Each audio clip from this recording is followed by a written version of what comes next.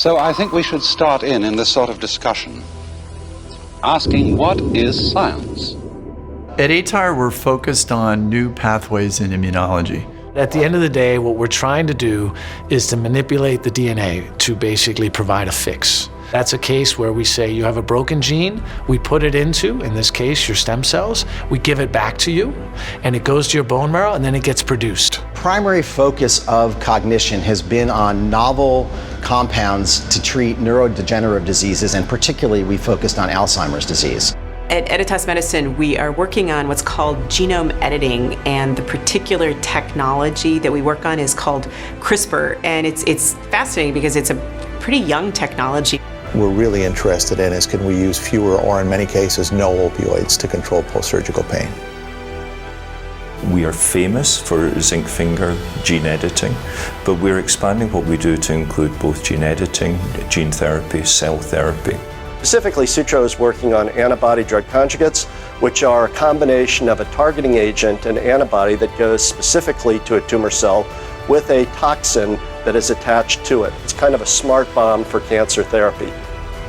These are some of the most brilliant people in the world, and so many of them are driven because they want to cure people, they want to create new hope. There is a growing amount of evidence that the operating room is the gateway to the opioid epidemic. If you could make a local anesthetic last longer, that would be a huge advance in patient care. Our primary approach right now is looking at a novel small molecule that we believe can impact one of the key causative agents of Alzheimer's, something called A-beta oligomer. And if that works the way we think it works, we believe we can help restore learning and memory to patients who are declining due to Alzheimer's disease. You can have mistakes in DNA that lead to really serious diseases, genetically driven diseases. CRISPR is a tool that lets you go in and repair those genes, repair the broken genes at the level of DNA. From our perspective, a breakthrough is something that has a meaningful difference to patients. I think the theme of breakthroughs is important. The theme of innovation is even more important in that context. A breakthrough is in the eye of the beholder, and a breakthrough isn't just one piece. So this year we'll be the first company to do in vivo gene editing. We will put a new gene into somebody's liver. Scientifically, we're on the cusp of really some great breakthroughs in cancer, and there are a number of other scientific advances that are really coming to the forefront in 2017. For me, a breakthrough at the end of the day is a product on the market that cures people or makes their life better. Every day and every week, there's something that comes up where we look at one another and we say, well, nobody's ever done that before.